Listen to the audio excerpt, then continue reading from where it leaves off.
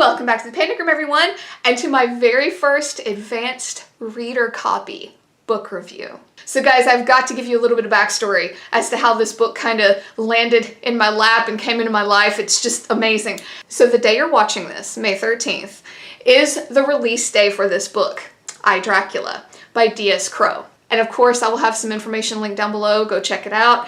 But today is also my birthday. And how better for a booktuber to celebrate a birthday than my first advanced reader copy? It's about vampires. I mean, come on. It's like it was just made for me, right? Today's video is for my vampire lovers. And you guys know I love me some vampire. Love them. And really, you know, the granddaddy, the one who started it all, is Dracula. So when I saw the title, I was like, wow, this is gonna be so perfect. And I was hoping, and was actually very pleasantly surprised to find I was correct, that this was going to be a first-person account. And it was. And I love that. Love that, because right away, you're getting into your character's head. And you guys know, if you've been around any length of time, I'm all for that. I love digging deep into my characters, their emotions, why they think the way they do, all of that.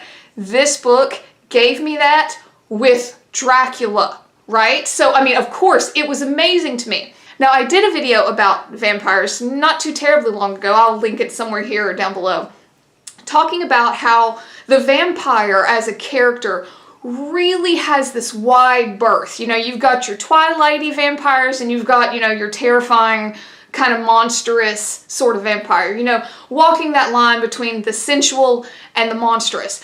And I love that. And I find myself enjoying both sides, really. And I feel like a lot of times you kind of fall on one or the other. You know, you lean more towards like the Twilight-y teenage sparkly vampire, or you lean more towards like the blood and guts and gore. But truly, while I do kind of lean towards the monstrous type of vampire, I respect the fact that the vampire can cover so many bases. And I feel like you know what I'm talking about. So this book was sort of like stripping out a lot of that and taking it back to the source, because it is told from Vlad's perspective. It is told like a letter he's writing to his son.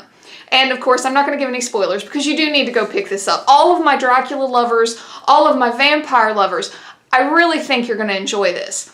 Now, there is a lot of historical aspects to this book. So if you don't dig on that, you know, maybe take that into account. However, I do want to mention, you know, the story of Dracula, of Vlad, you know, that aspect of the Dracula character. You know, he was a warrior, right? So you're going to get that. You get like his childhood, you know, as a prince, you know, kind of the political climate of the day, you know, who he's fighting, you know, how his father reacts, the diplomatic relations between countries, things like that. But don't worry, because if that all sounds super boring to you, it would to me too. To me, it was just enough. It wasn't overly political or overly full of war. It was there, and it was a big part of Vlad's life, because he was a warrior, right? But it was necessary to tell his story. That was him. That was who he was. And I loved how it was weaved in. I was not bored. I did not find myself getting bored, and I'm not one to read about like wars and history and all that. That's not really my deal by and large. But really what I liked about this, like I kind of alluded to in the beginning, I loved getting Dracula, the Dracula's reasoning behind some of the shit that he does. You know, because everyone I feel like has seen the picture, and if I can find it, I'll pop it up here somewhere, of like Vlad eating dinner and there's all these people on like spikes. You know, that is kind of alluded to. I mean, it's really alluded to about how like he does not pull any punches, like he will kill you. You almost find yourself like, oh, I kind of understand the way he describes his rage and his anger and the source of it. So like for me, I was imagining that famous picture, but then I could kind of say like, well, he kind of did it for this reason, so I kind of understand. And I know that sounds insane, because, you know, Vlad was really known for being bloodthirsty, but the way this is written, you get this intimate knowledge of the reason he does these things and why he feels this way, and the conflict that he feels, because, and this was the best part of the book in my opinion, you see him from his origin, which I'm not going to give away. I'm not going to give away. It was rather unique. It was not something that I was expecting, but you see him from his origin and how he comes into the vampire as we know. You know, and there are some things that are kind of explained, you know, through the course of time, and there's some things that aren't. You know, it's almost like he's just developing like any person would, except he has these added powers, you know, and these things that come with being a vampire, which I thought was beautifully done. Best part of the book to me. I thought it was just so beautifully executed. You know, it wasn't like, well, here's a vampire and they can do this and they can do this and that. No, you got to see the ride.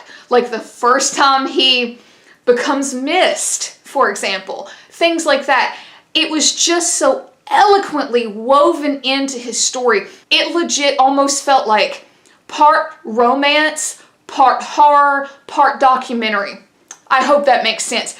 It was so well done, but I will say, you know, there are those aspects of like history and war and things like that that, you know, maybe you don't dig on. To me, it was fine. It was so well balanced. I found myself at points like wondering, how did this author interview Dracula? Like, she did such a wonderful, wonderful job of stepping into those shoes and telling this story. And for my vampire lovers, I think you are going to see that majestic mystery, that beauty that only a vampire story can really weave. You know, it was there. And I don't know how this movie is perceived. I've always enjoyed it just for what it is. Is it a cinematic masterpiece? Probably not. But the Bram Stoker's Dracula, the one with like Winona Ryder in it, that whole feel like of Dracula in the castle and the history that he holds and this, that, and the other, that is very much present in this book.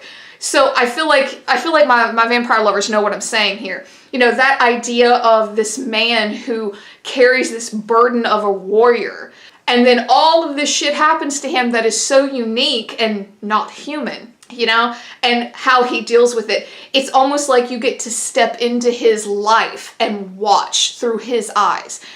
It's just so well done. It's so amazingly well done. I cannot think of a better book, really, to be my first advanced reader copy, and on my birthday to boot, right? So guys, I'm not going to say a ton more. You know, I feel like if you've been in horror, if you've been around vampire books for any length of time, you know essentially what you're getting yourself into here. But if you're like me and you love diving deep into your characters and finding out what makes them tick, you're really going to love I, Dracula.